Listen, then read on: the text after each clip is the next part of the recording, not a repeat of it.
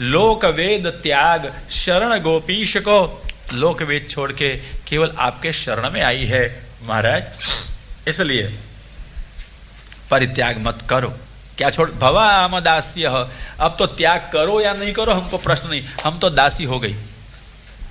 अगर दासी का त्याग करोगे हंसी आपकी होगी, हमारी नहीं महाराज। भवाम दास्य, देखो आपका स्वभाव ही ऐसा है ना कि सब दासी हो जाए आपकी। कास्त्र्यंगते कल्पदायत मूर्छिते न, महाराज ये मधुर मधुर अव्यक्त गाना सुने और कौन फिर आपकी वश में न हो जाए, आपकी पास में दौड़ के न चली आए। अरे घी से पड़ता है तब दूध में रहा हुआ घी निकम्मा है, कुछ काम का नहीं है। ऐसी तरह से व्यापक हुए भगवान। हे सुखदेव जी, आप ब्रह्मज्ञानियों का काम का है तो रख लो, हमारे तो दूध में से मक्खन बना के, दही बना के, मक्खन बना के जैसे घी निकाले, ऐसी तरह से घी जैसा भगवान हमको चाहिए। समझ गए? दूध में रहा हुआ घी निराकार है, सूक्ष्म आकार परंतु निराकार लगता हुआ। दूध में रहा हुआ घी जैसे आकार रहित दिखता है, रूप रहित दिखता है, गुण रहित दिखता है, ऐसी तरह से सर्वत्र सर्वदा विराजता हुआ भूतेषु संतम, जड़ चेतन में रहा हुआ भगवान, ये निराकार निर्गुण। हे सुखदेव जी तुमको मुबारक, हमारे तो यही दूध को मथ के आखिर क्या करते हो, जमा के दही निकाल के, दही को मथ के, मक्खन को ताके जो मिल गया वही घी जैसा भगवान, हमारा सार रूप भगवान हमको आवश्यक हैं। सुखदेव जी, जब दूध में से घी बन जाता है तब वो निराकार नहीं है घी, अब कैसा है? वही घी साकार है। यही घी में अपने गुण हैं, तो हमारे तो यही साकार, यही सगुण ब्रह्म चाहिए, जो व्यापक का भी तत्व है, जो मधुसूदन सरस्वती जैसे ज्ञान मार्ग के अग्रणी भी कहते हैं, कृष्णात् परम किमपि तत्त्वमहं न जाने। ये तुम्हारा निर्गुण निराकार तो दूध जैसा है, और हमारा कृष्ण वंशे विभूषित करन् नवनीरदाभात् पीताम्बरादरुण बिंब फलाधरोष्ठात् पूर्णेन्दु सुंदर मुखादरविंद नेत्रात् कृष्णात् परम किमपि तत्त्वमहं न जाने। कृष्ण से कोई परम तत्व को मैं नहीं जानता हूं। वंशे विभूषित करात, वंशे विभूषित जिसका कर है, नहीं जिसके कर से वंशी विभूषित हो रही है, ऐसे भगवान कृष्ण पूर्णेन्दु मुख, हाँ पूर्ण चंद्र जैसा जिसका मुख है, ऐसे हमारे भगवान कृष्ण। इससे अधिक मैं कुछ नहीं जानता हूं। तो आइए, हे सुखदेव जी, आपके भगवान दूध में रहे घी है और हमारे भगवान दूध में से बाहर प्रकट हुए घी है, इसलिए पुरुषम। सुखदेव जी, आप तो ब्रह्मज्ञानी हो, आप तो पुरुष हो, आपको ये समझ नहीं है, हम तो स्त्री है ना, स्त्री अपने पति को प्रत्यक्ष में चाहती है, पुरुषम, उसको तो अपना पुरुष चाहिए, अपना प्रकट पति चाहिए। महाराज ये आपको समझ में नहीं आएगी, ब्रह्म ज्ञान में मग्न रहो, ये प्रेम ज्ञान में आप मत पढ़ो। पुरुषम किसको पूछना है? वनस्पतिन। अब पूछते हैं वनस्पति को,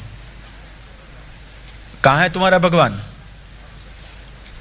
हम ब्रह्मास्मि, मेरे में ही बैठा और बैठा है, मेरे में ही रहा हुआ भगवान मेरे उपयोग में नहीं आता है। आता है क्या करता है? ब्राह्मण सर्वभूतानि, आपको भटकाता है, कभी रोकने नहीं देता है, माया का लगाता है, माया की छाया में जीना पड़ता है, माया से रोकता नहीं है, नियत कार्य है उसका। आप में भगवान है, काम का है कि नहीं है? इसलिए गीता में भी भगवान ने अर्जुन को कहा था, तमेव शरणं गच्छ सर्वभावेन भारत, इसकी शरण में जा। किसकी? यही अंतर्यामी की।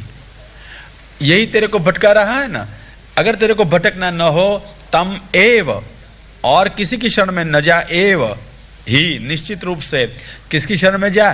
तम, यही अंतर्यामी की, जो हृदय में बैठा है सबके, तेरे को भटका रहा है, इसकी शरण में जा। फिर भगवान ने कहा, अर्जुन देख, तू अपना है, प्रिय है, मित्र है, दृढ़ है, बहुत खानगी बात, अत्यंत तेरे को बता देता हूं, किसी को ना कहना। हाँ बताऊं आप लोग को, क्या आपको पता है? नहीं पता है आपको, गीता पढ़ने पर भी? ठीक है, मैं क्या करूं, परंतु किसी को नहीं बता देना, क्योंकि भगवान ने कहा गुह्यतमम। गुह्य नहीं, कैसी बात है? अत्यंत गुह्य, उसको कहते हैं गुह्यतमम।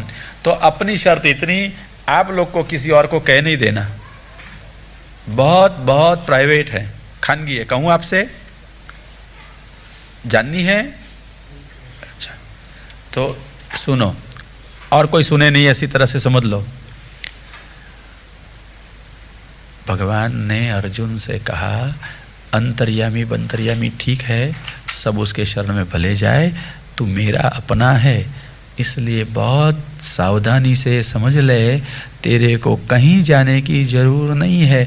छोड़ ये धर्म की खटपट, सर्व धर्म को छोड़ दे, मामेकम शरणं व्रज। गुप्त बात है, और किसी को मत कहना। हाँ, क्या करना? क्या करना? अरे खानगी बात है, आप जाहिर क्यों करते हो? मन में रखो ना। किसकी शरण में जाओगे? अंतर्यामी नहीं, प्रकट पुरुषोत्तम, अंदर रहे हुए भगवान की भी शरण में नहीं।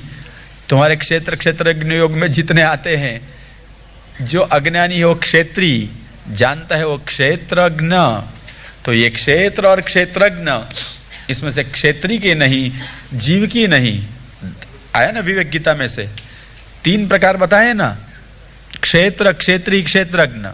इसलिए कहा क्षेत्र क्षेत्रज्ञ विभाग योग। परंतु जो अंदर रहे हुए तत्व को नहीं जानता है, वो केवल क्षेत्री अपर किसान, और क्षेत्रज्ञ जो अच्छी तरह से ये देह को जानता है, तत्व को जानता है, वो क्षेत्रज्ञ है, अंतर्यामी है। तो आप ब्रह्म होके बैठ जाते हो, भगवान ने कहा कुछ मिलेगा नहीं, छोड़ अर्जुन, ये तेरा काम नहीं। अरे खुद अंतर्यामी की शरण में जाता है, अर्जुन तेरे लिए नहीं, तू मेरा है, इसलिए मामेकम शरणं व्रज, तू मेरी एक की ही शरण में आ जा। बस भगवान ने उपाय बता दिया। कहां जाना है? हाँ? कौन भगवान? प्रकट प्रभु, पूर्ण पुरुषोत्तम। ऐसा नहीं जो हमने देखा ना हो, जो भगवान हमने देखे हो, जो भगवान हमारी पास में हो, जो भगवान हमारी पास में हमारे लिए आए हो, ये हैं आपके पूर्ण पुरुषोत्तम। किसकी शरण में जा? माम, प्रकट प्रभु की। माम, कृष्ण कहते हैं मेरे। तो एक गीता बोलने वाला साकार है या निराकार है? माम कहते बोलता है मेरी शरण में जा। एक दफा आपको गीता का सबको अभ्यास इसलिए कहता हूं, मैं कथा कर रहा था अहमदाबाद में, कोई एक पंडित जी आए, बहुत अच्छे विद्वान थे गीता के। उसने कहा, मैंने ऐसे साकार भगवान की कथा की, प्रकट होते हैं, सानुभव देते हैं, ऐसा कहा कथा में। कथा में कुछ नहीं बोला, परंतु खड़ा तो हो गया और मेरे को कहा अस्ति प्रष्टव्यम, मुझे पूछना है। मैं चैन से कहिए, प्रयत्न करूंगा। उसने कहा गीता में ही कृष्ण ने कहा है कि अव्यक्तम व्यक्तिमापन्नम मनसेन्ते माम अबुद्धय। वाक्य का अर्थ क्या होता है? बस चतुराई से पूछा वाक्य का अर्थ क्या होता है, न आरोप किया न आक्षेप किया, छोटी बात पूछी, वाक्य का अर्थ क्या? परंतु मैं तो समझ गया वो क्या कहना चाहता है। मैंने कहा वाक्य में ही कहा है, वाक्य में ही अर्थ है। वो नहीं समझा। उसने कहा मतलब आप मेरे को अर्थ पूछ रहे हैं, यही वाक्य में कहा है। क्या सरल अर्थ क्या होता है प्रथम नजर में? अव्यक्तम, मैं तो अव्यक्त हूं, अप्रकट हूं। व्यक्तिम आपन्नम, मैं प्रकट हुआ हूं ऐसा, माम, मुझे, अबुद्धय, अक्कल वगैरह के लोग मानते हैं। तो मैंने कहा कि भगवान प्रकट है, तो मुझे क्या कह रहा था गीता की भाषा में? समझ गए? और मेरे को अक्कल के बिना का कह रहा था कि भगवान तो प्रकट होते नहीं, और अक्कल वगैरह के लोग कहते हैं कि भगवान प्रकट होते हैं। अरे ये वाक्य किसके? गीता के हैं। तो भगवान ने कहा मैं प्रकट नहीं, फिर भी मुझे प्रकट कहते हैं, वो कैसे हैं? अरे अबुद्धय। तो मैंने उसको क्या जवाब दिया? आप जो कहना चाहते हैं वही अंदर लिखा है, अर्थ अंदर है, इसलिए उसको समझ नहीं पड़ी कि मैंने क्या कहा। क्योंकि वो तो फिर पंडितों की बात हो गई मात्र, उसको नहीं समझ पड़ी। उसने कहा मतलब क्या? उनको मतलब ये है, अंदर ही कहा है, मतलब अंदर है क्या? मेरे को वाक्य का अर्थ ये नहीं है। अगर ये वाक्य होता तो जन्म कर्म च मे दिव्यम, गीता में ही कहा है मेरे जन्म और कर्म दिव्य है, तो अगर आप जो अर्थ लगाते हो इस अर्थ से विपरीत हो गया, गीता के वाक्य में परस्पर विरोध हो जाएगा, इसलिए ऐसा अर्थ नहीं है। क्या अर्थ है कहूं? व्यक्तिम आपन्नम माम अव्यक्तम ये मन्यन्ते ते अबुद्धयः। मैं प्रकट हूं, बोलता हूं, अर्जुन को गीता कह रहा हूं, मेरी शरण में अस्पष्ट कहता हूं, ऐसे प्रकट पुरुषोत्तम को, प्रकट हुए भगवान को, व्यक्तिम आपन्नम, व्यक्त हुए भगवान को, अव्यक्तम मन्यन्ते, जो निराकार है, निर्गुण है, प्रकट नहीं होता है, कहते हैं, ते अबुद्धयः, ये बुद्धि रहित है। क्या अर्थ हुआ? कि हम जो कहते हैं कि भगवान प्रकट पुरुषोत्तम है वो तो सत्य है, परंतु जो तू मानता है कि भगवान प्रकट नहीं होते हैं, अप्रकट रहते हैं, वो मानने वाला बुद्धि रहित है। कौन हुआ बुद्धि वगैरह का? अर्थ कर वाक्य का, समझ गए? इसलिए निराकार के लपेटे में मत आ जाना। निराकार निर्गुण अहम ब्रह्मास्मि, फंस गए तो निकलना कठिन है। फिर क्या करना?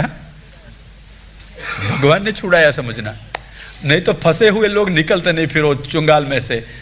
हम ब्रह्म है, और ब्रह्म इतना व्यापक हो जाता है, ब्रह्म जैसा व्यापक ऐसे ब्रह्म भी व्यापक, इल्यूजन भी इतना व्यापक, फिर अपना ही अपने में बाहर नहीं निकल पाते हैं। इसलिए सुखदेव जी जैसे को गोपीचंद चुपड़ा देती है, स्पष्ट कह देती है, पुरुषम, हे सुखदेव जी, निराकार निर्गुण आपको मुबारक, बसते रहो, ध्यान करते रहो, हमको तो हमारा पुरुष चाहिए। हम तो स्त्री है महाराज, स्त्री पुरुष को चाहती है अपने, ऐसी तरह से मैं मेरे पुरुष को, हम हमारे पुरुष को चाहती हैं, हमारे पुरुषोत्तम को चाहती हैं। और सचमुच आप भगवान को चाहते हो? सचमुच चाहते हो? मिलता है? चाहिए? पूछना है, ढूंढना है, खोजना है। कहां जाओगे? वनस्पतिन, पेड़ों से पूछो। किसको? पेड़ों से पूछो। पेड़ समझ गए ना? वृक्ष से पूछो, मिलेगा? पूछो, नहीं पूछोगे?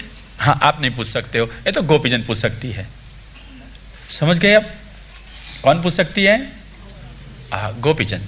हम और आप नहीं पूछ सके, क्यों? अपन को भान है, पेड़ बोलेंगे नहीं। यद्यपि आप जानते हो पेड़ बोलते हैं, कहाँ बोलते हैं ऐसा लिखा है? जरा कथा सुन के तो मैं थोड़ा स्थाली पुलाक कर लूँ, आपको आता है या नहीं, याद रहता है नहीं? हाँ, क्या कहा बेटा? हाँ, बहुत धन्यवाद तीनों को। जब सुखदेव जी घर छोड़ के चल जा रहे थे, इसी वक्त विरह व्याकुल महर्षि व्यास रोते रोते पीछे चल रहे थे, तब वनस्पतियों ने तरवो अभिनेदुहु, वनस्पतियों ने सुखदेव जी को सांत्वन दिया। सुखदेव जी के बदले में उत्तर दिया था, व्यास को सांत्वन दिया था। तरवो अभिनेदुहु, वनस्पति में वाणी है। तो वनस्पति बोलती या नहीं बोलती है? बोलती है। अच्छा, तो ये वनस्पति कौन है? वो भी वहां ही कहा था। वाह वाह, आपको याद रहता है, धन्यवाद है सबको। अब हाँ, ये वनस्पति वैष्णव है। तो आइए, भगवान के बारे में आपको पूछना है, भगवान के बारे में कुछ जानना है, तो किसे पूछोगे? वनस्पति से, वैष्णव से पूछो। हाँ, परंतु वनस्पतियों में बहुत भेद है। वनस्पति शब्द से जो फल वाली है उसको ही वनस्पति कही जाती है, नाम मात्र के वैष्णव से नहीं। हाँ, सच्चे वैष्णव से पूछो, जिसमें वैष्णवता के लक्षण हो, भगवान के लिए जिसका हृदय लालायित हो, पिघलता हो, आंख में अश्रुपात होता हो, शरीर रोमांचित हो जाता हो, वाणी गदगद हो जाती हो, ऐसे प्रेम पूर्ण वैष्णव से पूछो। अथवा भगवान हृदय में विराजने से जैसे ऐसे चिन्ह लुप्त हो गए हो, ऐसे वैष्णव से पूछो। महाप्रभु जी यहाँ बहुत सुबोधिनी में सुंदर कहते हैं, मूढ़ा अपि वैष्णवाः विष्णु गतिम जानन्ति न तो अत्यंत निपुणा अपि अन्ये। और लोग कितने भी निष्णात होंगे अपने अपने शास्त्रों में, न्याय में, व्याकरण में, वेदांत में, इंजीनियरिंग में, डॉक्टरी में, उद्योग में, कंप्यूटर में, एटम में, कितने भी निष्णात होंगे अपने अपने क्षेत्र में, व्यवहार में, व्यवसाय में, छल में, कपट में, कितने भी निष्णात लोग होंगे अपने अपने क्षेत्रों में, परंतु अत्यंत निपुण होने पर भी ये लोग भगवान को नहीं जानते हैं। जानते हैं भगवान को कौन? मूढ़ा अपि वैष्णवाः। मेरा वैष्णव अगर मूढ़ भी होगा, भगवान की लीला उसके हृदय में रूढ़ होगी, गूढ़ होगी, भले बाहर दिखावा न होगा। अर्थ समझे? महाप्रभु जी को विश्वास है अपने पुष्टि मार्गीय वैष्णव के ऊपर कि अगर मेरा पुष्टि मार्गीय वैष्णव अपढ़ भी होगा, अनपढ़ भी होगा, अज्ञान भी होगा, आचार रहित भी होगा, मूढ़ा जिसको समाज मूर्ख कहते हैं ऐसा मूर्ख भी होगा, मूढ़ भी होगा, फिर भी विष्णु गतिम जानन्ति, भगवान की लीला को वो जानता है, जो ब्रह्मा जी को भी दुर्लभ है। ब्रह्मा जी कहते हैं तृतीय स्कंद के 9वें अध्याय में, ज्ञातोऽसि मेद्य सुचिरान्ननुदेह भाजाम न ज्ञायते भगवतो गतिरित्यवद्यम। मैंने आपके दर्शन किए, मैंने आपको जान लिए, परंतु महाराज आपकी गति नहीं जान सकता हूं। भगवान की गति ब्रह्मा भी नहीं जान सकते हैं, शंकर जी भी नहीं जान सकते, और कौन जान सकते? ऐसी भगवान की गति, भगवान की लीला यही जानते हैं मूढ़ा अपि वैष्णवाः। भले मूढ़ हो, समाज की दृष्टि में मूर्ख लगता हो, बेचारा पैसा न कमा सकता हो, प्रतिष्ठा न प्राप्त कर सकता हो, उजला होकर समाज में सफेद कपड़े पहनकर नहीं फिर सकता हो, मैले घेले कपड़े पहनकर एकांत में रहता हो, उसके लिए उसके पास में न बंगला होगा, न मोटर होगी, न उद्योग होगा, न आमदनी होगी, मैले मैले कपड़े पहनकर रहता होगा, मोटा मोटा अनाज जो कुछ मिला होगा भोग धर के गुजारा करता होगा। यही है भगवान को जो जानता है, उसका हृदय के भगवान जानते हैं। भगवान को ये जानता है, लीला को जानता है। अहमदाबाद में घटी हुई घटना कहता हूं, 400 साल पहले कोई एक बूढ़ी मैया थी, घर में एक बेटी थी और कोई पुरुष नहीं था, कमाने वाला नहीं और घर समृद्ध नहीं, सामान्य स्थिति थी। श्री गोसाई जी की शरण में आए, तब गोसाई जी ने कहा अब ठाकुर जी की सेवा करो। मैया ने कहा महाराज आप आज्ञा करते हो सेवा करो, परंतु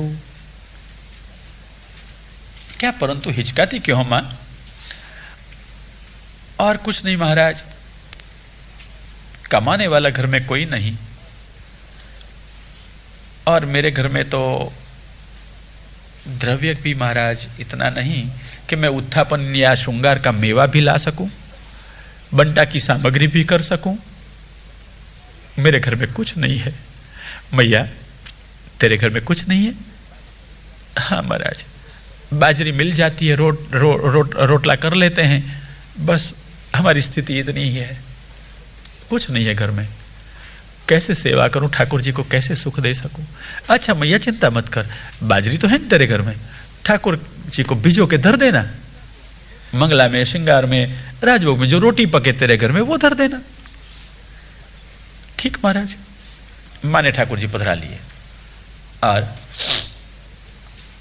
आसपास के वैष्णव देखे, जब देखो तक बाजरी के दाना धरती। अरे ठाकुर जी को कितना श्रम कराती है, कुछ धराती नहीं, मिठाई तो करती नहीं, ठाकुर जी को कैसे चैन होगा? निंदा करे। आचार तो आता ही नहीं है, आचार का ठिकाना नहीं, हाथ कैसे धुए, पैर कैसे धुए? अरे बेचारी के घर में करवा कहां है तो हाथ धोएगी? खासा सेवकी दोनों अलग चाहिए, कहां है बेचारी को खासा और सेवकी की खबर? वर्षों से सेवा करने वालों को भी खासा सेवकी की खबर बहुत कम होती है। मैं पूछूं आपको खासा क्या और सेवकी की और कहाँ कैसे रखी जाती है? प्रायः पता नहीं है। अपवाद रूप आप प्राचीन वैष्णव को पता हो तो, हाँ? बाकी क्या खासा और क्या सेवकी, हरिओम तत्सत, सब ब्रह्म है, सब चलता है। ये तो पक्की मर्यादा वाला कोई मिले तो बेचारा को शायद पता होगा क्या खासा और क्या सेवकी। ठीक है, हमको तो सब चले सेवकी, सब निभ जाए। प्रायः करके सबके घर में परिस्थिति आजकल पनप रही है। छोड़ो, मैया के घर में, बेचारी के घर में खासा सेवकी रखने हो तो कितने करुए चाहिए मासीबा? हैं? अच्छा, 2 चाहिए तो खासा के सेवकी में नहीं चले कि चले? छोड़ो, परीक्षा नहीं करनी। तो साधारण बात, जैसी उसकी दशा ऐसी आप सबकी। कहाँ पता होता है प्रायः। ठीक है, तो माँ के घर में इतने बर्तन नहीं थे का अलग रखे ठाकुर जी के लिए, एक ठाकुर जी का, एक अपना, सेवकी का एक, खासा का एक, ऐसी सुविधा नहीं थी। 2 करुए नहीं थे, एक ही करवा से बेचारी हाथ धोती थी और एक ही करवे से ठाकुर जी के बर्तन भी खासा कर लेती थी। उसको सब एक ही था। क्यों? सुविधा नहीं थी, संपत्ति नहीं थी, पात्र नहीं थे, इसलिए लोग देखते आचार नहीं पालती है, अनाचार है, आचार नहीं निभावे तो भगवान कैसे प्रसन्न होंगे। और उसकी बुद्धि बिगड़ गई है, फिर भी ठाकुर जी रखे हैं और गोसाई जी तो बड़े हैं, पधरा दें, अपन को ना कहनी चाहिए ना। लोग अपने अपने में बात बहुत बनाते हैं। कोई सामने वाले के सामने कोई बात नहीं करता है, क्या बात करेंगे सब पीछे पीछे। मैया को कोई कुछ कहने को नहीं आते थे, पीछे पीछे कहते अपराध कर रही है, इससे तो अच्छा है कि सेवा छोड़ दे। गोसाई जी को ठाकुर जी वापस लौटावे। बाजरी धराती है, ठाकुर जी को भूखे रखती है, कोई मिठाई तो कभी करती नहीं है, तो ठाकुर जी क्यों पधराने चाहिए? आचार का ठिकाना नहीं है और बैठ गई सेवा करने को। अच्छा नहीं हो रहा है। लोग ऐसी गुपसुप बहुत करते रहते हैं, करते थे ये जमाने में भी करते थे, ये कोई नई बात नहीं होती। आज पीछे पीछे कोई बोले नई बात है, बोलते रहते हैं। और जिसको लगता है कि हमको आचार आता है, ये लोग अधिक बात करते हैं दूसरों की। जिसको लगता है कि हमको कुछ आता है, ये लोग कहते हैं ये लोग को कुछ नहीं आता है। क्या? हमको भान है, हमको आता है, सूक्ष्म अहंकार अंदर बैठ जाता है, इसलिए लगता है दूसरों को नहीं आता है। सारे गांव में बात थी कि मैया को कुछ आता नहीं, आचार निभाती नहीं, भोग तो धरने का ठिकाना क्या उसके घर में, मेवा भी नहीं, और कोई देने जाए तो लेती भी नहीं। अब क्या करे? एक दिवस गोसाई जी गांव में आए, पधारे, ठीक वही स्थान से पसार हो रहे थे और घर में से हुआ घंटानाद। सुना महाराज ने, पूछा कौन रहता है वहां? गोसाई जी ने पूछा। बाजू वाले ने कहा यही महाराज जो हमको बार बार आपको कहते ना, वो डोकरी। देखो आचार का ठिकाना है, ठाकुर जी को कितना परिश्रम करा रही है। गोसाई ने कहा ठीक है देखें चलो। सब जानते थे, फिर भी लोगों को जरा अक्ल ठिकाने आवे ना, इसलिए कहा चलो देखें। आए आप तो घर में, और माई ने देखा ओ गुरु पधारे। गोसाई जी जिसने मेरे ठाकुर जी दिए, आंख में आंसू मुड़ाए। पधरावनी नहीं कराई थी, सामने चल कर आए थे। मेरे ठाकुर जी विराजते हैं, क्या करते हैं, सामने से आए और ये सौभाग्य लगा, आंख में से पनारे बनने लग गए। मां क्या अवसर है ठाकुर जी का? राज आपके लिए तो सब अवसर ही है। गोसाई जी ने टेरा हटाया, देखा स्वयं बालकृष्ण जी बाजरी के दानों से खेल रहे थे, हिला रहे थे, खेलते थे। गोसाई जी ने कहा महाराज और रोकते क्यों नहीं? ठाकुर जी ने कहा गोसाई जी आपके घर के बड़े बड़े लड्डू तो मैं एक हाथ में उठाकर एक कॉल में खा जाता हूं, ये माता के ये बाजरी के एक एक दाने में भाव का इतना भार भरा है, मैं उठा नहीं सकता हूं, खेलता हूं, बाद में खाता हूं। गोसाई जी का मन भर आया।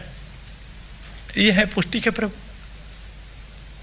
ना आचार का ठिकाना, न भोग का ठिकाना, और प्रभु इतने प्यार से आरोपते हैं। टेरा ले लिया, मां के पास गए, हाथ जोड़ा, मैया भोग आज सराहो ने, बाजरे का दाना मेरे को भेज देना, मैं प्रसाद लूंगा। सारा गांव डोकरी का प्रसाद नहीं लेता था, अनाचार है, नहीं लेता था। गुस्सा जी कहा बेचर के दाना मेरे को देना, मैं लूंगा। क्यों? ऊपर से मूड दिखती थी बाई, हृदय में भगवत भाव गूढ़ था। भगवान की लीला वो समझती थी। मूढ़ापि वैष्णवाः विष्णुगतिं जानन्ति न तो अत्यंतं निपुणा अपि अन्ये। और कितने भी निपुण हो, भगवत लीला नहीं जानते हैं कि भगवान कैसे आरोपते, क्यों विराजते, कैसे वश होते हैं, वो नहीं जानते हैं। जानते हैं वो तो जो वैष्णव है। इसलिए गोपांगनाओं ने भगवान के लिए और किसी को नहीं पूछा, वनस्पति को पूछ रही हैं। पागल के बिना कौन पूछेगा? पागल जैसी है इसलिए पूछ रही है वनस्पति को। दृष्टो न कच्चिद अश्वत्थ प्लक्ष नग्रोधनो मनः। अरे अश्वत्थ, प्लक्ष, न्यग्रोध तुमने देखा? वट वृक्ष को पूछ रही है, तुमने देखा हमारे श्याम को? उत्तर नहीं मिला। गोपीजन ने सोचा ये उत्तर नहीं देंगे। क्यों? बड़े बड़े तो वृक्ष है, फल बहुत छोटे छोटे हैं। उत्तर उसके पास से नहीं मिलेगा। वृक्ष तो बड़े बड़े, वैष्णव तो बड़े बड़े, नाम तो बड़ा बड़ा, आचार तो बड़े बड़े, फल बहुत छोटे छोटे। यह है वट वृक्ष। पुष्टि मार्ग का फल भगवान कृष्ण छोटा फल नहीं है, बहुत बड़ा फल है, बहुत बड़ा फल है। परंतु लोक में बड़े बड़े वृक्ष होते हैं, बड़े बड़े कहलाते हुए होते हैं, फल बहुत छोटा होता है, बहुत छोटा होता है। लौकिक, पारलौकिक, इतनी चिंताओं में से, बातों में से पार नहीं आता है। सिद्धांत के राह में चलने का आता नहीं आता है, और इसलिए बड़े बड़े वृक्ष और फल छोटे छोटे। नहीं माना मन, आगे चली। फिर किसको पूछे? ओ नाग पुन्नाग चंपकाः। अरे हे नाग, हे पुन्नाग, हे चंपक, कृष्ण को देखे। रामानुज यहां से पसार हुए, उत्तर नहीं दिया। गोपीजन ने वहां भी सोच लिया हमारा कृष्ण नाम से अभय देता है, और ये तो नाग, पुन्नाग, नाम कैसा है? बिक लगे, भय लगे। यहां बैठे हो, अरे देखो नाग आया। नाग आया सुनते ही क्या करोगे? लाग मिले वो भागे, लाग नहीं मिले तो एक दूसरों के ऊपर गिरे। नाम से भयंकर है। कैसे उन लोग को पता है हमारा कृष्ण क्या, क्यों, कैसे, कहां है? छोड़ो, आगे चलो। कच्चे तुलसी कल्याणी। तुलसी जी, आप तो भगवान के चरणों की प्रिय है, चरण में नित्य विराजती हो, भगवदीय हो। माला में तुलसी जी भगवान धारण करते हैं, सजाती हैं आप माला जी के थाक में तुलसी जी विराजती हैं। तो सखी तेरे को तुलसी ने तुलसी तो कही होगी ना कि कहाँ है भगवान, मुझे बता तो सही। तुलसी कल्याणी, हमारा कल्याण नहीं करोगी क्या? हमारा कल्याण कृष्ण मिलने में है, तो कहा ना तूने कृष्ण को देखे। तुलसी ने उत्तर नहीं दिया। तब गोपांगना ने फिर सोचा तुलसी है तो भगवदीय, परंतु आखिर में है तो स्त्री। हाँ, स्त्री अपना प्रिय दूसरों को कैसे दे सकती है? ये सामान्य स्त्री का काम नहीं। चलो आगे, आगे चलें। मालत्य दर्शिव कच्चिन। हे मालती, हे जुई, हे जाई, कृष्ण को देखे। उत्तर नहीं मिला।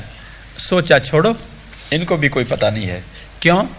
ये मालती, जुई, जाई है तो सुगंध वाली, है तो प्रभु को प्रिय, परंतु सस्ते में मिले नहीं, हम और रास्ते में मिले नहीं।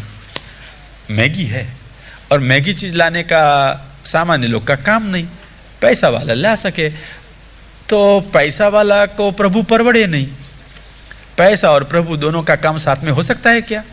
आप नौकरी धंधा पर जाओ तब सेवा कथा में आ सकते हो क्या? बन सकता है। सेवा कथा में जाओ तो नौकरी धंधा, तो सेवा में छूट जाएगा, नौकरी धंधा में जाओगे तो सेवा छूट जाएगी। ओ, इसलिए महंगे महंगे फूल पैसे वालों को परवड़े और पैसे वाले को प्रभु परवड़े नहीं, प्रभु की परवाह रहे नहीं। आगे चलो, आगे चलो, उसको पता नहीं है। और खोजते खोजते गोपांगना कहाँ आ गई? यमुना तट पर। विश्वास हुआ यहां से कुछ मिलेगा, और वहां बड़े बड़े फल वाले पेड़ को देखे, उत्तर मिलेगा। आशा से पूछा है, च्यूत प्रियालपन शासन को विदार जमवर्क बिल्व बकुलम्र कदम्बनीपा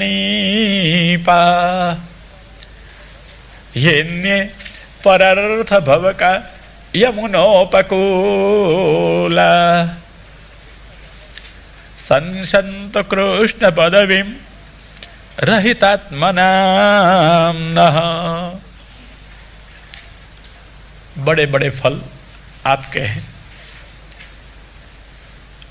फल न होता तो जीवन निष्फल है। आप सफल हो, वनस्पति वैष्णव हो। वैष्णव हमेशा दया करते हैं। आपको हमारी दया आती है? वैष्णव किसी को दुखी देख नहीं सकते हैं। हम सबसे अधिक दुखी है। हे वनस्पति, हमारा सारा जीवन निष्फल हो रहा है, तेरे को फल मिला है। फल की कीमत तू जानती है हे वनस्पति, इसलिए हमारा पर दया करोगी। हमारा फल कृष्ण कहाँ है कहोगी? दुखी है हम सबसे अधिक। क्यों? दुनिया में दुखी लोग अनेक है, जी तो सकते हैं, इन सब में हम अधिक दुखी हैं। जी नहीं सकते हैं। क्यों? किसी के पास में धन न हो, गरीब हो, दुखी तो होता है, पर तो मर तो नहीं जाता, दुख से जीता तो रहता है। किसी के पास में साधन न हो, दुखी तो होता है, जीता तो है। किसी के पास में विद्या न हो, मूर्ख होता है, दुखी होता है, जी तो सकता है। किसी के पास में स्वास्थ्य न हो, बीमार रहता हो, दुखी रहता हो, जी तो सकता है। किसी के पास में स्वजन न हो, अकेला रहता है, एकाकी होता है, दुखी होता है, जी तो सकता है। दुख में सब जी सकते हैं। हे वैष्णव, हे वनस्पति, सबके पास में कुछ कुछ न होने पर भी जी तो सकते हैं। रहितात्मनाम नः। सबसे अधिक दुखी तो आज हम हैं। हमारी पास में हमारी आत्मा नहीं है। कृष्ण हमारी आत्मा है। आत्मा के बिना जी हम नहीं सकते। सबसे अधिक दुखी हम हैं। दुखी के ऊपर आप दया कर सकते हो। दया तो आपका स्वभाव है। आप नहीं दया करो तो कौन दया करेगा? मिला दोगे हमको हमारी आत्मा, हमारे कृष्ण? नहीं मिला सकते। बता दोगे? नहीं बता सकते हो। कहोगे कहां है? उसका मार्ग क्या है? शन शन तो कृष्ण पदवी, आपको ये बड़ा फल मिला है वनस्पति, हम देखती हैं आप सफल हो, हमारा जीवन भी सफल करने का उपाय आप ही बता सकती हो। भगवान न मिला दो तो कहीं नहीं, मार्ग बता दो, कौन से मार्ग से हम चले, हमको हमारी आत्मा, हमारा कृष्ण मिले। ओह क्षिति किंते कृतं तपः, तूने कौन सा तप किया?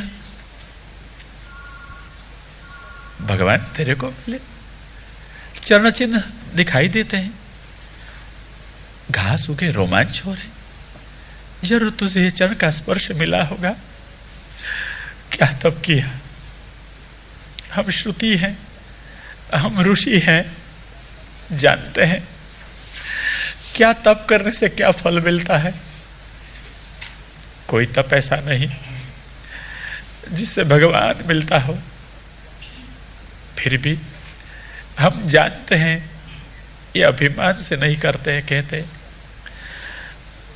हम नहीं जानते तप को। अगर पृथ्वी तेरे को भगवान मिल गए, तप से मिलते हैं, हम यही तप करेंगे जो तूने किया हो। तुझे जैसे प्रभु मिल गए, प्रभु का आनंद तुझे मिल गया, चरण स्पर्श मिल गए, हमको भी मिल जाए। तेरे रोम पर, तेरे शरीर पर जैसे रोमावली जैसे घास हो गए, रोमावली है, हमारे भी रोम खड़े हो जाए हमारे कृष्ण के संयोग से। बता क्या तप किया क्षिति? सहन करती है सबकी पदलताएं को तू, बसती है अपने भगवान को, इसलिए तुझे मिला। कहोगी पृथ्वी, परंतु हमारे कृष्ण तो छोटे छोटे, चरण भी छोटे, रोमांच तो तेरे को बहुत बड़े बड़े दिखाई देते हैं, सर्वत्र व्यापक लगता है। कृष्ण नहीं, यही भगवान वामन विराट हो गए थे, पूरे पैर का स्पर्श तेरे को करा दिया था। ओहो, ये वामन जी के चरण स्पर्श का ये परिणाम है। ठीक है, कहो तो सही, कहाँ है वो? हाँ, चरण स्पर्श थे तो पुण्य हो, प्रेम हो, रोमांच नहीं। रोमांच तो आलिंगन से होते हैं। पृथ्वी, अनुभव याद आ गया। आहो वराह वपुषा परिरंभणेना, वराह जी आए थे रसातल में से तेरा उद्धार करने के लिए, आलिंगन किया था, नौशरा पर धारण कर दी थी। याद आया, वराह मिले, सुख पाया, हम क्या करें? हरिणी, तेरे लोचन इतने विस्फारित विशाल लगता है, आंखों के द्वारा तूने हमारे श्याम को हृदय में पधरा दिया हो। कहां है, कहां है? ढूंढ रही है श्री गोपांगना, मिलते नहीं है श्याम। वन वन में अटन कर रही है, हृदय में प्रभु विराजते हैं, ताप भाव विराजता है और लीला विराजती है। जो भाव बलवत्तर हो जाता है, यही बल से, यही क्रम से खोजती है, रोती है, बोलती है और लीला का अनुकरण भी करती है। जो लीला जिसके मन में स्फुरायमान हो जाती है, वही वो करती है। कस्याश्चित पोतनायन्त्या कृष्णायन्त व्यवस्तनम, कृष्णावेश हो गया किसी के मन में, किसी के मन में पूतना हूं, ढूंढती हूं कृष्ण को, पूतना को मिल गए, मेरे को भी मिल जाए। कृष्ण भाव वाली गोपी से भी उत्कट संशोधन भाव है ये पूतना भाव वाली में, तीव्रता उसके भाव की है। पयःपान तो करा देती है, मरते नहीं। केवल भगवान को मिलने की ही अपेक्षा थी, मरने का अनुसंधान नहीं था लीला में, प्राण इसलिए नहीं गए। किसी को लगा कृष्णो हम, मैं ही कृष्ण हूं, पश्यत गतिम, देखो मेरी गति को, ललिताम, कैसे ललित मेरी गति है, ऐसे चलने लगे। सखी के कंध पर एक हाथ धरा है, क्या कहती हैं? कृष्णोहम सोहम। सोहम तो परोक्ष में है, ये तो प्रत्यक्ष में कहती है कृष्णोहम। सोहम वाला को क्या पता सह क्या है? हाँ, सोहम वाला को इतना जरूर कहना, तत्सर्वनाम का ये पुल्लिंग का रूप है, तुम्हारा सोहम नपुंसक नहीं है, स्त्री नहीं है, पुरुष है, साकार है, निराकार नहीं है। सोहम सोहम का फिर करना। और जिसको आप सोहम कहते हो, सह सह वो कौन नहीं जानते हैं, वो सह। आगे अनजाना। गोपी कहती है हमारा तो मन जाना और मन माना। कौन है? कृष्ण। कहाँ है कृष्ण? अहम, ब्रह्म ज्ञान की जो चरम कोटि है वो आ गई। कृष्णोहम, कृष्ण हूं मैं। परंतु ये चरम दशा पर कहां तक? मनोविलास है, एक क्षण में चली गई। इसलिए ब्रह्म ज्ञान, ब्रह्म भाव, जो ज्ञान मार्ग का चरम फल है, वह तो पुष्टि भक्ति मार्ग में रस महासागर में एक तरंग मात्र है, आएगा और जाएगा। शुद्ध ब्रह्म ज्ञान भी जहां तरंग मात्र हो जाता है प्रेम सागर में, तहां यह मिथ्या ज्ञान हिसाब में क्या होता है। और गोपी ने ढूंढी, जैसे यशोदा ढूंढती हो लाल को। और गोपी को लगा मैं काली हूं, कृष्ण आएंगे, अभी मेरे मस्तक पर नाच करेंगे। और कृष्ण भाव वाली गोपी ने सचमुच उसके माथे पर चढ़ के नाच भी किया। किसी को लगा मैं उलूखल हूं, अभी कृष्ण को मेरे साथ बांधे जाएंगे, कृष्ण मिल जाएंगे। किसको लगा मैं यशोदा हूं, पकड़ लाती हूं उसको। किसी को लगा मैं ही कृष्ण हूं। और कृष्ण भाव वाली गोपी को यशोदा भाव वाली गोपी पकड़ के भी ले आई, उलूखल भाव वाली से बांध दी। बांधने की भावना से लीला तिरोहित हो गई। बांधने के बाद क्या करे भगवान? बंद गए, लीला बंद। फिर खोज शुरू हुई, कहाँ हो कहाँ हो? ओह वनस्पते, हे लतिके, पूछना नहीं चाहते फिर भी पूछते हैं। ओहो देखो, प्राण जाने की पल मानो आ गई और अत्यंत असह्य विरह हो गया। वनोद्देशे पदानि परमात्मनः, वन के एक भाग में भगवान के चरण चिन्ह दिखाई दिए। पहचानते हो ना ये चरण चिन्ह? नहीं देखे? किसके हैं? धन्य आमी अहो अल्यह। हे सखियां, धन्य है इस चरण की रेणु को। क्यों? जिस चरण की रज को ब्रह्मा शंकर, रमा देवी, संकर्षण, ददु मूर्धनि अघनुत्तये अपने अपने दोष दूर करने के लिए मस्तक पर धारण करते हैं। दुर्लभ है। परंतु देखो ये इनके साथ ये और चरण के चिन्ह है। जरूर यही बाई ने भगवान को प्रसन्न कर लिए। अनया आराधितो नूनम भगवान हरिरीश्वर यन्नो विहाय गोविंद प्रीतो याम अनयद्रह। प्रसन्न प्रभु ने उसको एकांत में पधराई, हम सबको छोड़ दी। आराधन को उसका नाम धन्य है। उनने प्रभु को प्रसन्न कर लिए। और यही है राधा सहचरी जी, उसको लेकर प्रभु पधारे हैं। गोपीजन ने देखा, देखो यहां पंजे के चिन्ह है, प्रबद के चिन्ह है। समझ गए क्यों? गड्ढे में उड़े हैं। क्यों? महाराज ऊंचे हुए यहां पंजों के पर। क्यों? देखा ना, ये ऊपर पुष्प का वृक्ष है, तो महाराज ने पुष्प उतारे होंगे, बाई के केस पाश में गूंथे होंगे, श्रृंगार किए होंगे। यहां बाई के चरण चिन्ह नहीं है, थक गई होगी, महाराज ने हाथ में उठा ली होगी, इसलिए पद चिन्ह नहीं दिखते हैं। गोपीजन बहुत तीक्ष्णता से सोचती है। और सचमुच ऐसा ही था। जिसको भगवान पधरा ले गए थे वो द्रप्त भाव वाली थी। उसको हुआ कि संयोग का सुख तो देखा, सबको विरह मिलता है, मेरे को नहीं, और मैं तो तेरे तो हो नहीं सकती हूं। भगवान ऐसा सुख दे, मनोरथ हुआ। और द्रप्ता, यह भाव द्रुप्तता, केवल अभिमान नहीं है। द्रुप्ता केशवम अब्रवीत, सुखद भगवान को उसने पूछा। जो भगवान रजोगुण तमोगुण वाले ब्रह्मा शंकर को सुख देते हैं, यह है केशव। तो ऐसे रजोगुण से आए भाव, मान भाव, उसको कि दुख देंगे।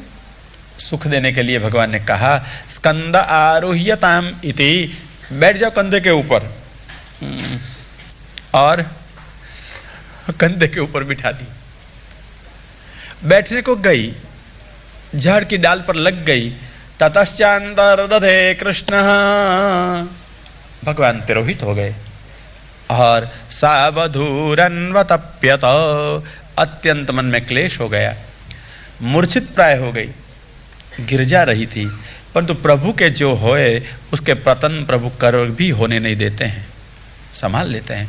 प्रभु ने हाथ में उठा ली, हस्तस्पर्श हुआ, भान हुआ, पास में है, दिखते नहीं है, कहाँ है, कहाँ है। क्वासे क्वासे महाभुज दास्यास्ते कृपणाया में सखे दर्शय सन्निधि। हे महाराज, हे सखे, सन्निधि बताओ, प्रकट हो जाओ, कहाँ हो, कहाँ हो। पुकारने लगी। इतने में बाकी की सखियां रोती हुई खोजती हुई आ पहुंची। उसने सखी को देखी, समभाव हुआ, बेचारी ये भी दुखी है हमारे जैसी। क्या हुआ बेन? बैठ गई सब साथ में। और ये सखी ने बताया कि मैं स्कंद पर आरोहण करने को गई, भगवान गए। दुखी हो गई, समझ गए भगवान ने तो मान दिया, हमने अभिमान किया, दोष हमारा है, भगवान निर्दोष है, भान हो गया। जब अपने दोषों की प्रतीति हो, प्रसंग कोई भी हो, दुर्भाग्य, दोनों को दूर करने का एक सरल उपाय है, भगवान के गुण गाते चलो, सब दोष दुख चले जाएंगे। इकट्ठी हुई गोपीजन खोजे, भगवान नहीं मिले, अंधकार में भगवती जाते नहीं, वापस लौट आए। और न घर की याद आती है न शरीर की। तन्मनस्का स्तदालापा तद्विचेष्टा तदात्मिका तद्गुणान् एव गायन्त्यो नात्मा गाराणि सस्मरु। भगवान ही उसके मन है, भगवान ही इसकी बात है, भगवान ही इनकी चेष्टा है। और भगवान को ही ढूंढती है। समवेता इकट्ठी हो गई। जगो कृष्णम, सदानंद भगवान कृष्ण का गान करने लगी। एक ही अपेक्षा है, तदागमन कांक्षया, भगवान के आगमन की आकांक्षा है। और यही गोपीजन केवल भगवत प्राप्ति के लिए भगवान में निमग्न अत्यंत संतप्त भाव से भगवान को पुकार रही है, भगवान को स्तुति कर रही है। और स्तुति में विलक्षण अधिकार श्री गोपांगनाओं का है। ब्रह्मा शंकर आदि देव लक्ष्मी जी के एक चरण कमल की कामना करते हैं, रजह की कामना करते हैं, अरे कृपा कटाक्ष की कामना करते हैं। ऐसी लक्ष्मी देवी सब कामनाओं को छोड़कर भगवान के लिए व्रत धारण करके तपस्या करती हैं। ऐसी तपह करती लक्ष्मी जी को भी सुलभ नहीं, ऐसे भगवान अपने भक्तों को सुलभ हो जाते हैं अपनी कृपा से। और ऐसे दुर्लभ भगवान सुलभ हो गए। और गोपांगना ने स्तुति की भगवान की, कुहक की तव सारे शब्दों के प्रयोग करके कपटी, दुराग्रही सब कुछ कह रही है। फिर भी ये तो स्तुति है, निंदा नहीं है, स्तुति है। स्नेह का स्वभाव है, जब संतप्त हो गई है तब सुना देती है। और संतप्त दशा में अंतःकरण का प्रेम उमड़ उमड़ के कोई भी आकार प्रकार ग्रहण कर लेता है, विकार उसमें नहीं होता है। ये तो अंतःकरण का प्रेम है, उमड़ता है और प्रकार ग्रहण करता है, आकार ग्रहण करता है, बस स्वीकार कर लेने का होता है, विकार उसमें नहीं होता है। इसलिए गाली जैसे शब्द प्रयोग करती है, अपमान जैसे शब्द प्रयोग करती है, फिर भी हृदय में तो बहुमान ही है, बहु प्रेम ही है। ऐसी गोपांगना आज गा नहीं रही है, युक्ति पूर्वक बुद्धिपूर्वक शब्द खोज नहीं रही है, हृदय के भाव अभिव्यक्त होते हैं। नहीं नहीं, हृदय में तो भगवान विराजते हैं, भगवान स्वयं गोपांगना की वाणी में अभिव्यक्त हो रहे हैं। गोपांगना तो बोलती चलती है, शब्द गोपांगना के और अंदर विराजते हैं भगवान। 19 श्लोक में भावाभिव्यक्ति है, 19 अध्याय प्रथम स्कंद अधिकार लीला के और 19 अध्याय षष्ठ स्कंद पुष्टि लीला के, अनुग्रह लीला के।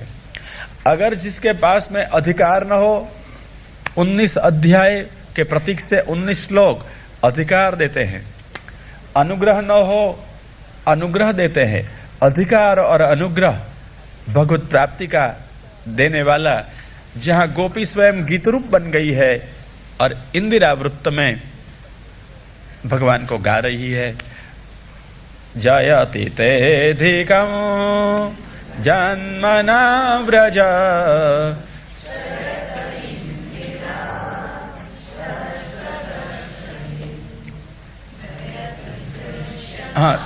दयित है, दयत नहीं, दयित दृश्यताम देक्षुतावका स्त्वयि धृता सब स्त्वां विचिन्वते शरदुदाशये साधु जात सत् सरसिजोदर श्री मुषादृशा सुरतनाथ ते शुल्कदासिका वरद निघ्नतो नेह किं वद शजलाप्ययाद् व्यालराक्षसात् वर्षमारुताद् वैद्युतानलात् वृषमयात्मजात्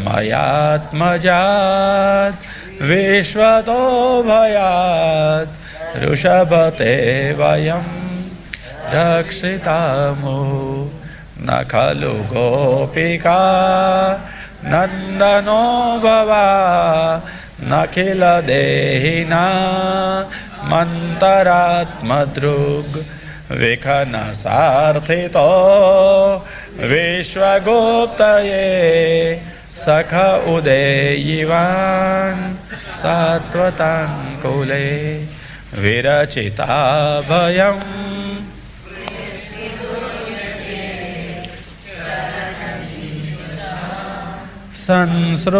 संस्रुतेर्भयात्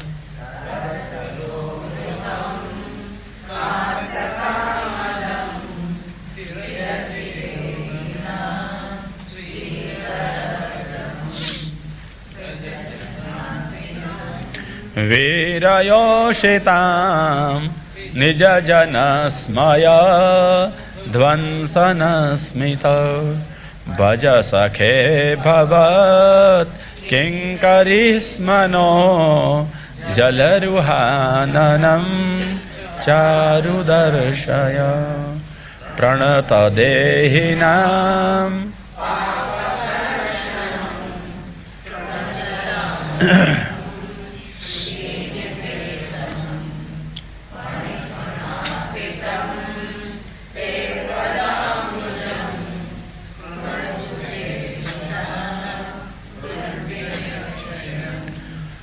मधुरया गिरा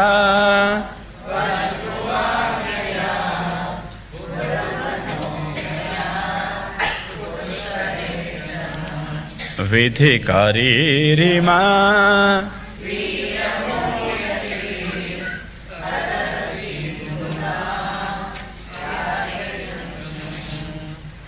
तव कथामृतं तप्तजीवनम्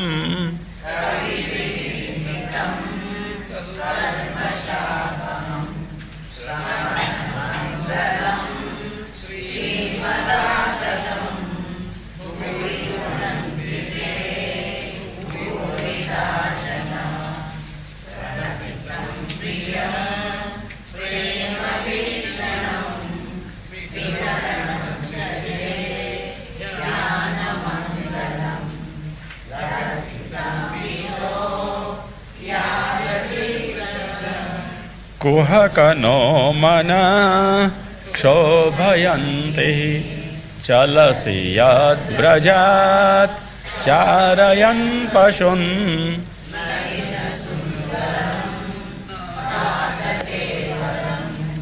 शीलतृणाङ्कुरैः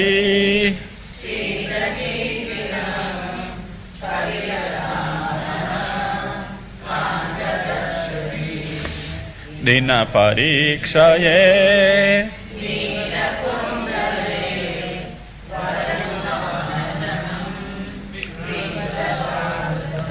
धनरजस्वलं दर्शयन् मुहुर्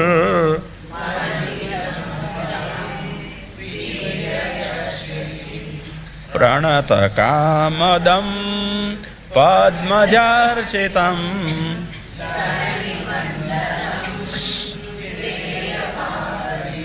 चरणपङ्कजम्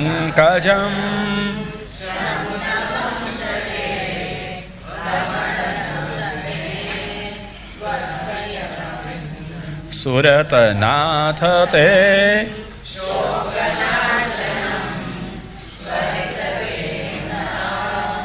सोष्ठुचुम्बितम् इतररागवे स्मारणं नृणाम्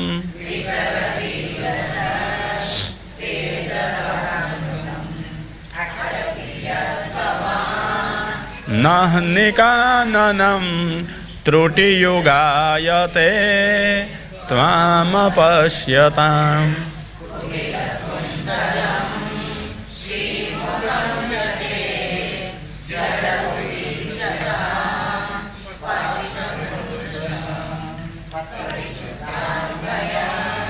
भ्रातृबान्धवा न ते विलङ्घ्यतेऽन्त्याच्युता गता गते वेदस्तवोद्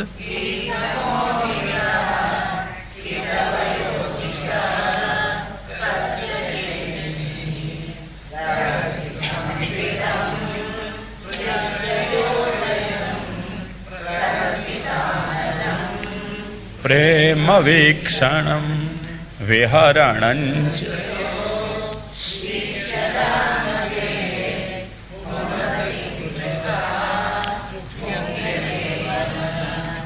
व्रजवनौकसां व्यक्तिरङ्गते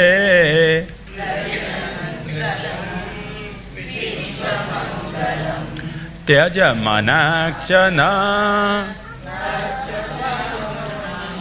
स्वजनरुद्रुजां यन्निषूदनं यत्ते सुजातचरणाम्बुरुहंस्तनेषु भेताशनैः प्रियदधीमहि कर्कशेषु तेनाटवि मटसि तद्व्यथते न किंस्वित् कुर्पादिभिर्भ्रमतिधिर्भवदायुषां नः इति गोप्यः प्रगायन्त्यः प्रलपन्त्यश्च चित्रधा रुरुदुः सुस्वरं राजन् कृष्णदर्शनलालसा तासाम् आविर्भूच्छौरिः स्मयमानमुखाम्बुजः पीताम्बरधरस्रग्वी साक्षान्मन्मथ शिरास विहारी लाल की।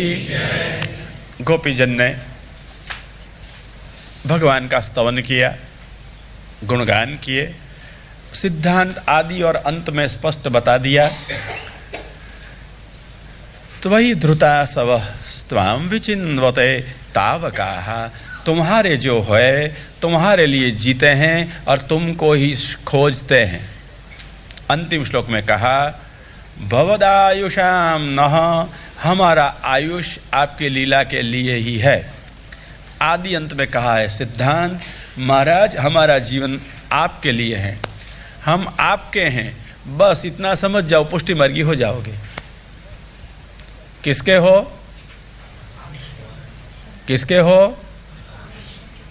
क्या घबरा गए? किसके हो? सचमुच किसके हो? हाँ, आशंका है। अच्छा, सचमुच यहाँ पुकारने के लिए बोलते हो या सचमुच मानते हो, सचमुच अनुभव करते हो? किसके हो? अच्छा, कृष्ण के हो, ठीक है, बहुत धन्यवाद है। किसके हो? अच्छा, कोई प्रश्न नहीं है ना इसमें? कृष्ण के हो ना? अच्छा, किसके लिए जीते हो? जरा संभाल के सच्चा बोलना।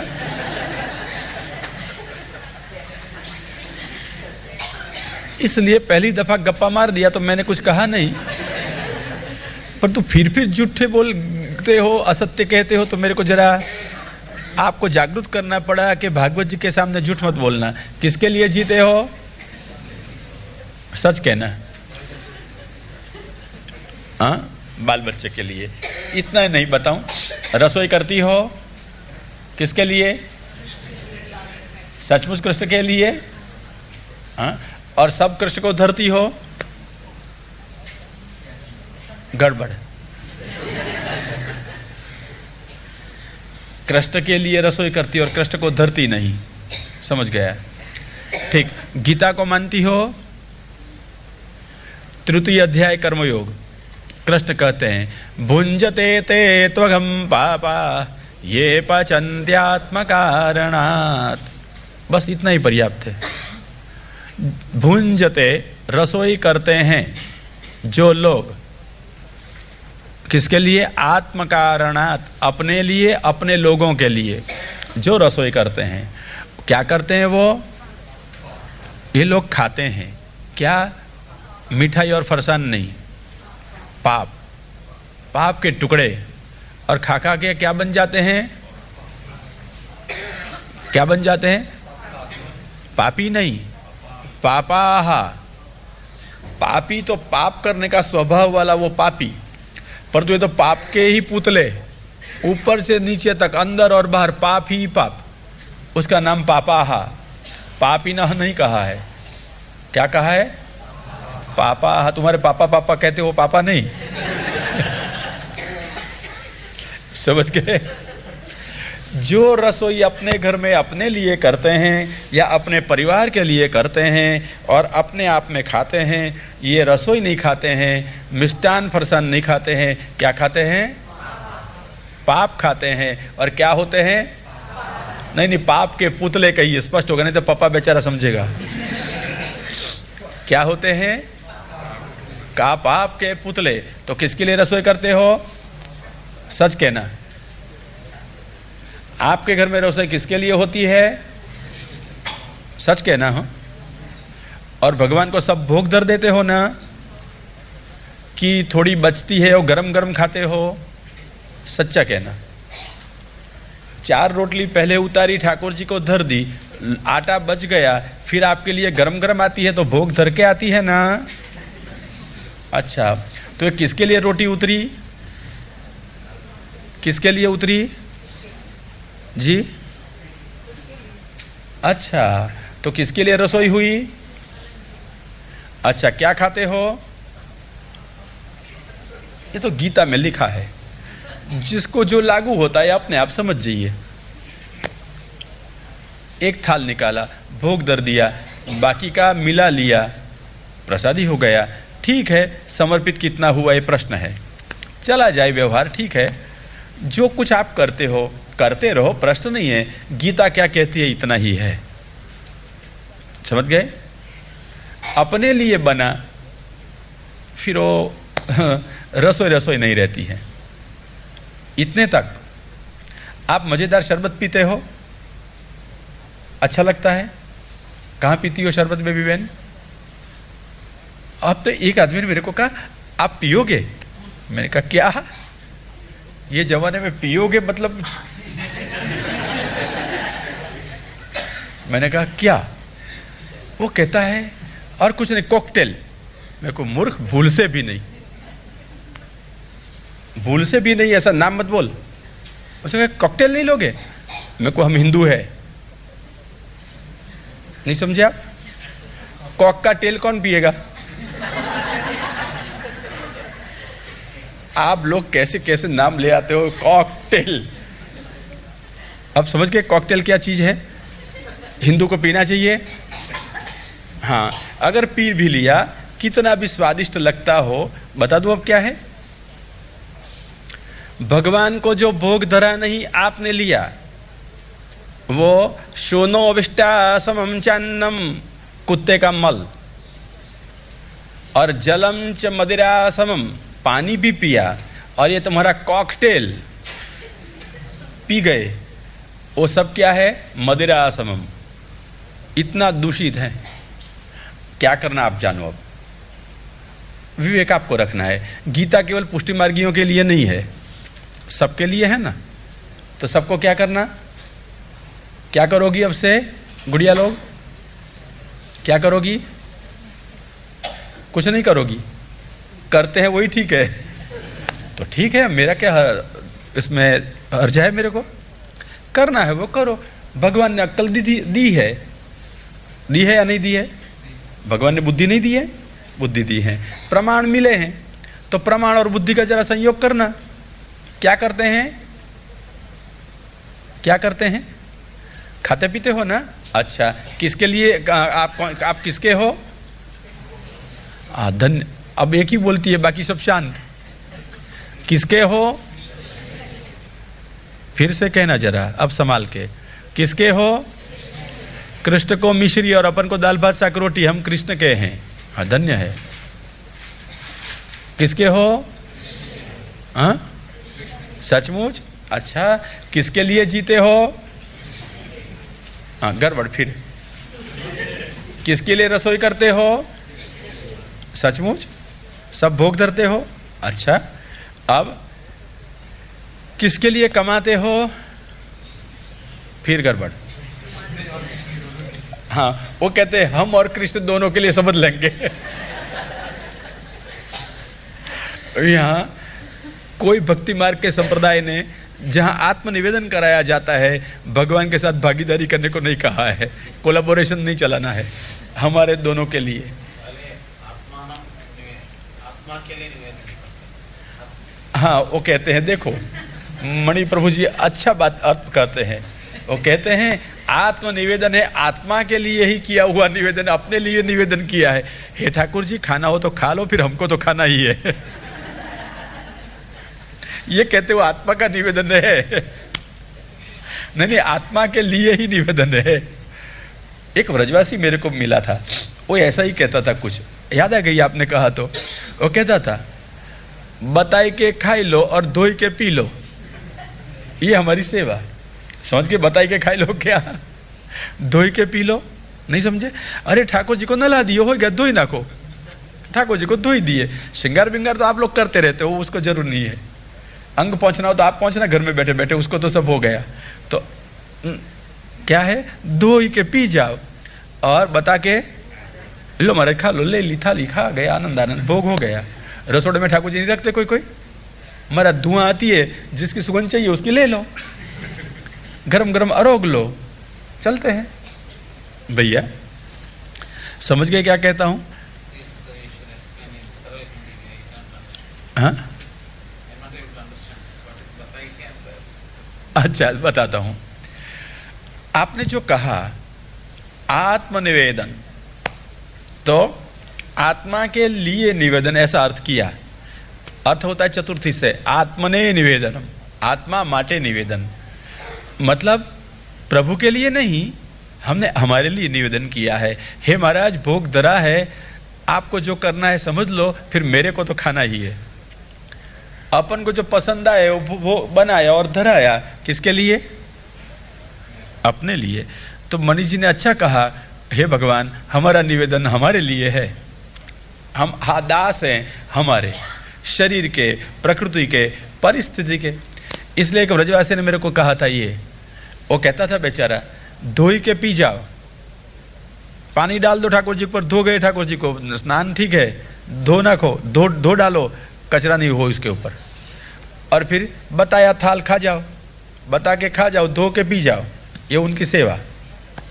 बेचारा कोई समझे नहीं, क्या करेगा। हम भी क्या करते हैं, महाराज भोग धरते हैं तो हमारे लिए। क्यों करते हैं? महाराज आज बीमार है, आप नहीं हो, हम बीमार होते हैं।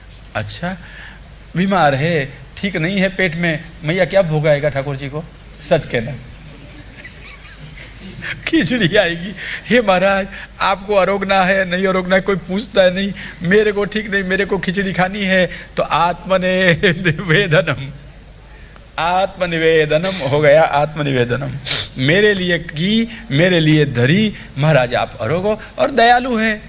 हाँ हो, चल भी तू जम ले, भोजन कर, तेरे में शक्ति आ जाए, मेरी सेवा करता रहे। तो भगवान ऐसा आत्मनिवेदन भी चलाते हैं, चलाते होंगे, दिखते हैं जगत में, और इसलिए आपने अर्थ किया, हमने स्वीकार कर लिया। मैंने कोई अवरोध नहीं किया या विरोध नहीं किया, ठीक है, ये भी है, सचमुच अर्थ में ऐसा ही दिखाई देता है।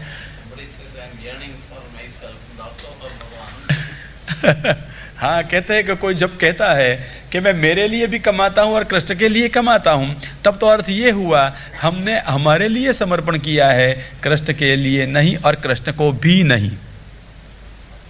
सचमुच आत्मनिवेदन क्या है?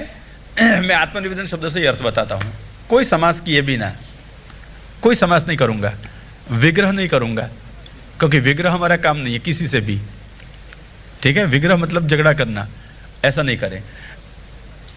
बिना पदों को छिड़छाड़ किए अर्थ करता हूं, आत्मनि वेदनम आत्मनिवेदनम, ये है आत्मनिवेदन। मैं समास नहीं करता हूं आत्मनः निवेदन, ऐसा कुछ नहीं। आपने आत्मने कहा, मेरे को कोई तकरार नहीं, मेरे तो यही करार है। आत्मनि वेदनम, आत्मनि अंतःकरणे वेदनम संवेदनम, भगवान के लिए अंतःकरण में जिसको संवेदन हो, मेरा है, श्रम होता होगा, सुख हो, यही अंतःकरण में उर्मियाँ जगे, अंतःकरण में फीलिंग्स हो, लागणी हो, क्या कहते हो आप उसको, भगवान के लिए अटैचमेंट हो, यर्निंग, हाँ, भगवान के लिए जब आपका हृदय उत्कंठ होता है, इंक्लाइंड होता है, इंक्लिनेशन होता है, लॉन्गिंग होता है, लॉन्ग तो वासना के अर्थ में शब्द होता है प्रायः, जो भी हो। इसलिए जब आपका हृदय भगवान के लिए तलसता है, भगवान के लिए जब उत्कंठ हो जाता है, भगवान के लिए जो उछलने लगता है, हो गया आत्मनिवेदनम। जब तक हृदय भगवान के लिए उद्यत नहीं, उछलता नहीं, तब तक सब कुछ होगा, आत्मनिवेदन नहीं हुआ है। आत्मनिवेदनम आत्मनिवेदनम अलुक समास है, जहां स्नेह का लोप नहीं वो अलुक, लोप नहीं तो समास का लोप नहीं, इसलिए आत्मनि सप्तमी पद हो गया ना, वेदनम संवेदनम। ये आत्मा में जब संवेदन भगवान के लिए जगह, अंतःकरण में समझ आत्मनिवेदन हो गया, तब हम कृष्ण के हैं। हृदय से लगे, नारा तो लगा सकते हैं हम कृष्ण के हैं, हृदय में संवेदन होते हैं, हम कृष्ण के हैं, कृष्ण के लिए जीते हैं, संवेदन है, तो कोई झगड़ा नहीं, सामान्य है। अगर ये हृदय में जग गया, कृष्ण के हैं, कृष्ण के लिए जीते हैं, तो आइए जीवन में आप किसके लिए प्रयत्न करोगे? किसके लिए प्रयत्न करोगे? कृष्ण को। क्या ढूंढोगे? कृष्ण को। केवल कृष्ण के लिए प्रयत्न करते हुए, कृष्ण को ढूंढते जीते हैं, कृष्ण के होते हैं वही। और ऐसे ढूंढने वाले के लिए कृष्ण दुर्लभ नहीं, सुलभ है। गीता में भी कहा, तस्याहम सुलभ पार्थ नित्ययुक्तस्य योगिनः। सुलभ हूं, अनन्य चेता सततम, यो माम स्मरति नित्यशः। अनन्य चेता सतत जो मेरे को भजता है, उसके लिए मैं दुर्लभ नहीं हूं, सुलभ हूं, प्रकट हो जाता हूं। और इसलिए गोपांगना जब गाने का साधन भी छूट गया, निस्साधन हो गई और रोने लगी, इसी निस्साधन दशा में निस्साधन जनों का फल भगवान प्रकट हो गए। श्री रास विहारी लाल की। सब गोपांगनाएं पास में आई, विरह का ताप संस्पर्श मात्र से, दर्शन मात्र से शांत हो गया। पुलिन में प्रभु को पधराए, अपने भावानुसार भगवान को हृदयंगत कर दिए, सुख भगवान का प्राप्त किए और यमुना जी के कोमल हस्त से वालुका जहाँ बिछी हुई थी, तहाँ आत्मबंधु भगवान के लिए अपने कुछ कुमकुम से अंकित आसन शाटिकाएं बिछा दी, ऊपर प्रभु को पधराए। सभा में भगवान शोभायमान हैं। योगियों के अंतर हृदय में जो नहीं पधारते, आसन मात्र कल्पना की जाती जिसकी, यही परब्रह्म पुरुषोत्तम भगवान कृष्ण संपूर्ण शोभायमान होकर गोपी परिषद में विराजे। गोपांगना ने पूछा, प्रेम करने वालों से प्रेम करने वाले कैसे, प्रेम न करने वालों से प्रेम करने वाले से कैसे, करने न करने उभय से भी अलिप्त रहे वो कैसे होते हैं। पूछना था सीधा, आप कैसे हो महाराज, सीधा पूछे तो ग्राम्य दोष लगे, चतुराई से पूछा। भगवान ने कहा, जहाँ परस्पर प्रेम दिखाई देता हो, स्वार्थ है, वहाँ सौहृद नहीं है, धर्म भी नहीं है। गोपीजन, माँ बाप छोटे बच्चे से प्यार करते हैं, धर्म भी है, स्नेह है, निरपवाद है, परंतु स्नेह करे या न करे, परवाह न करे, ऐसे तो चार होते हैं, आत्माराम, आप्तकाम, अकृतज्ञ, गुरुद्रोह। मैं तो गोपीजन चार में से एक भी नहीं हूं। मेरी असूया मत करना, दूर नहीं था, आपके पास में था, आपकी ही रक्षा कर रहा था, आप देखती नहीं थी। हाँ, धन जिसके पास में न हो, मिल जाए, चला जाए, धन में ही चित्त लगा रहता है संपूर्णतया। ऐसी तरह से आपका चित्त लगातार लगा रहे मेरे में, इसलिए मैं दूर गया था, पास में ही, दूर नहीं गया था, नहीं दिखता था, पास में था, रक्षा ही कर रहा था। मेरी असूया मत करना है। आप चाहती हो, आपने जो घर की बेड़ियाँ, श्रृंखलाएं न टूटे न छूटे, तोड़ दी मेरे लिए, सेवा मेरी की, बदला मैं नहीं दे सकता हूँ गोपांगना। अगर आपको संतोष हो, आप सेवा करती रहो। सर्वसमर्थ भगवान असमर्थ हो गए। भक्त के ऋण में से, शुद्ध सेवक भाव से जो सेवा करते हैं, इनके ऋण में से भगवान कभी मुक्त नहीं हो सकते हैं, उसके ऋणी रहते हैं। आज भगवान ने ऋण स्वीकार किया, पुलिन में गोपांगना को पधराई और रासलीला का आरंभ हुआ।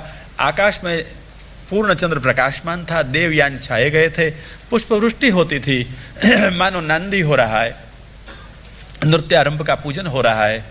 और भगवान ने दो दो गोपिकाओं के बीच में एक एक कृष्ण पधार के नर्तन शुरू किया।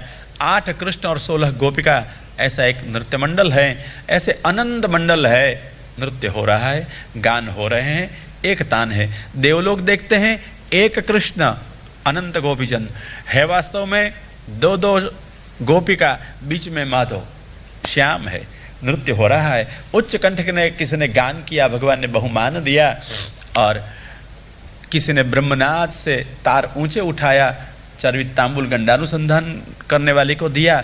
श्लथद वलय अपने श्रीहस्त से स्थिर किए, मुख में प्रसवेद का प्रौंछन भी आपने किया।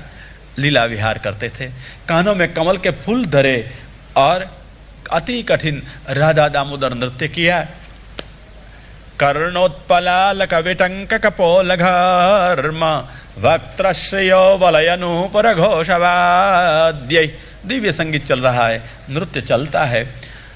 प्रसवेद का प्रौंछन करते हुए श्रमित प्रियाजियों को जल में पधराई, जल क्रीड़ा की। और यमुना जी का यंतव कथाधिका सकल गोपिका संगम स्मरश्रम जलाणु भी सकल गात्र जय संगम। स्वरूप यहाँ सिद्ध हो गया। सकल गात्र स्मरश्रम जल कणों से आप तदयुक्त हो गई, और यही पुष्टि स्वरूप यमुना महारानी का प्रकट हो गया। जल विहार किए, युवती भी प्रतिसेच्यमान, बाहर आए, स्थल विहार किए और पुष्पाहुचय लीलाएं की। चंद्र देखता था, आकांक्षित हो गया। शशांकश्च, यहाँ शशांक कहा, सकलंक निष्कलंक उभय चंद्ररात्रियों में भगवान के ये विहार है। और सुखदेव जी को राजा परीक्षित पूछ बैठे, धर्म संस्थापन अर्थ आए यदुपति ने ये पर्दारा विमर्शन कैसे किया। समझ गए सुखदेव जी, रस में अधिकार नहीं है, कुछ समझता नहीं है, रस की बात यहाँ से बंद कर दी, दान मानादि लीलाएं आगे नहीं कही, और समाधान कर दिए, गांठड़ी बांध दी, ज्ञान वैराग्य कही, ग्रंथ पूरो करो। सुखदेव जी ने ज्ञान वैराग्य से समाधान कर दिया। देखो, अग्नि सबका भक्षण करता है, सबको खा जाता है, जला देता है, स्वयं दोषयुक्त नहीं है। ऐसी तरह से तेजी यशाम न दोषायो, तेजस्वी पुरुषों को कोई दोष नहीं लगता है। गोपी, इनके पति, सबके अध्यक्ष आत्मा तो भगवान है, और ये तो परदारा है। अरे परस्य दारा परदारा, परह विष्णु श्रेष्ठ भगवान, ये तो भगवान की दाराएं हैं, इसके साथ भगवान के विहार हैं। और आशंका मत करना। देखो, मुनि लोग भी स्वैर विहार करते हैं, कोई कर्म बंधन इन लोग को नहीं होता है, तो स्वयं भगवान जो इच्छयात वपुषः, स्वेच्छा से स्वरूप धारण करते हैं, इनको कौन सा दोष लगता है? निर्दोष भगवान की ये निर्दोष लीला है। और परीक्षित को सावचेत करते हुए कह दिया, वे क्रीडितं रजबधो विरिदंच विष्णु श्रद्धान्वितो न शृणुयाद अथ वर्णयेद्य भक्तिं परं भगवती प्रतिलभ्य कामं हृद्रोगमाश्वपहिनोत्यचिरेण धीर। ये कथा सुने सुनावे, इसके हृदय दोष कामादि निवृत्त हो जाए तो इस कथा में काम कहाँ से हो सके? जो औषध रोग निवारक हो उसमें रोग होना संभव कहाँ से होता है? औषध में। ऐसी तरह से निर्दोष भगवान की निर्दोष भक्तों के साथ ये निर्दोष लीला है। सुने सुनावे कामदोष निवृत्त हो, रस में भक्ति की प्राप्ति हो जाए। 5 अध्यायों में भगवान के रूप रमण की कथा कही है। अब 2 अध्याय में नाम लीला कहें। भगवान के साथ ग्वारिये आए अंबिकालय में, यजन किया शिव जी का, अन्याशय दोष लगने से सर्प गिल गया नंद को, चरण स्पर्श से भगवान ने मुक्त कराए। घर आए, दाऊ जी के साथ विहार कर रहे थे, शंखचूड़ हरने को आया गोपी को, भगवान ने मारा, मणि लिया, दाऊ जी को दिया। ये नाम लीला है, प्रवृत्ति सहित दोष वाली। निर्दोष लीला में तो भगवान जब गोचारण से पधारते हैं, गोपांगना का चित्त इनके पीछे अनुद्रुत दौड़ जाता है। वन में होती ही लीला का अनुभव घर में करती हैं, और प्रति मुहूर्त अनुभव करती हुई शाम को रात को कृष्ण पधारेंगे, संयोग मिलेंगे, अपेक्षा से दिवस दुख में व्यतीत करती हुई भगवान को गाती है। गोपी और भगवान दोनों का युगल हो जाता है, और शब्द और अर्थ का युगल होता है। वाम बाहु कृत वाम कपोलो वल्गित भ्रूरधर अर्पित वेणुम कोमलांगुल विराश्रित मार्गं गोप्य रहते यात्र मुकुंद। भगवान वेणुनाथ करते हैं, दक्षिण बाहु पर दक्षिण भ्रू धराई है, अनुसंधान भ्रू का वाम बाहु पर वाम कपोल धरे हैं, दक्षिण भ्रू का अनुसंधान करते हैं। देव स्त्री मुग्ध हो जाता है। भगवान के अंगुलिका वो कान के बाण जैसी चित्त समर्पित वहाँ हो जाते हैं। भगवान गान करते हुए वन में घूम रहे हैं, तातप में मेघ छत्र करते हैं। देवता लोग अनुश्रवण वेणुश्रवण करने को आते हैं, तत्व समझ में नहीं आते। एक ब्रह्मांड के अधिकारी देव विविध ब्रह्मांड नायक भगवान की गोप लीला में क्लिष्ट हो जाते हैं, तत्व समझ में नहीं आता है। ओह, भगवान गान करते हैं। नदियाँ भी अपना हृदय जैसे देती हो कमलोपहार चरणों में प्रदान कर देती हैं। भगवान पधारते हैं गाते, वनस्पति फल सहित चरणों में वैष्णव की तरह वंदन कर रही है। अरे, हम भी स्थावर जैसे हो जाते हैं भगवान को याद करते हुए। ऐसे भगवान शाम को गोचारण से पधारते हैं, तब ये सब बूढ़े बूढ़े ग्वाल गोवर्धन लीला के बाद चरणों में प्रणिपात करते हैं। ओ, देवकी के जठर में उत्पन्न हुए तो उड़राज है, निकट में आ रहे हैं, विकट समय हमारा दूर हो रहा है, और मंद मंद हास्य करते हुए पास में पधारते हैं। मुदित वक्र उपयाति दुरंतम मोचयन व्रजगवाम दिन तापम। व्रज की गाय दिवस भर वन में चरी, उसका ताप शांत करते हैं, और हम विप्रयोग में जली उसका भी ताप शांत करते हुए मुदित वक्र हंसते हुए वदन वाले प्रभु पास में पधारते हैं। गान करते हुए गोपांगना का हृदय अंदर लग गया लीला में। लीला विशिष्ट भगवान हृदय में प्रकट हो गए। बाह्य विहार जो 5 अध्याय में किए थे, यही आंतर अनुभूति 2 अध्याय में बताई। आंतरम परमम मतम, बाह्य क्रिया भगवान की जो सेवादि की करते हैं, उसी का अनुभव ही हृदय में हरदोज होता चले, स्वरूप हृदय में प्रकट हो जाए। ये अंतर परम फल रूप है। परंतु बाह्य के अनुभव के बाद का अंतर परम फल रूप है। केवल अंतर तो मर्यादा में भी होता है, ये अंतर केवल मर्यादा वाला, केवल अंतर अनुभव जो बाह्य मतों में मानते हैं, शंकरादि मतों में, ये पर्याप्त नहीं है। भक्तों के लिए तो बाह्य अनुभव ही आवश्यक है, और बाह्य अनुभव के बाद अंतर अनुभव भगवान का सतत होता चले। यह है बाह्य अभ्यंतर अनुभव। भगवान की रूप और नाम लीला परितृप्त कर देते हैं भगवान। ये रूप नाम लीला से आनंदमय भगवान प्रपूरित कर देते हैं अपने भक्तों को। आनंदमय भगवान के भक्त भी हो जाते हैं आनंदमय, आनंदमग्न रहते हैं, आनंद की अनुभूति करते रहते हैं। यह है जीवन का बल और जीवन का फल। ये तामस भक्तों का फल बताया। और कल 11 बजे आगे जैसे राजस भक्तों की कथा सुनाएंगे, ऐसे सुनेंगे। श्री गोवर्धन श्री रास बिहारी लाल। ओहो, रासलीला तो मधुरात में हुई थी नहीं।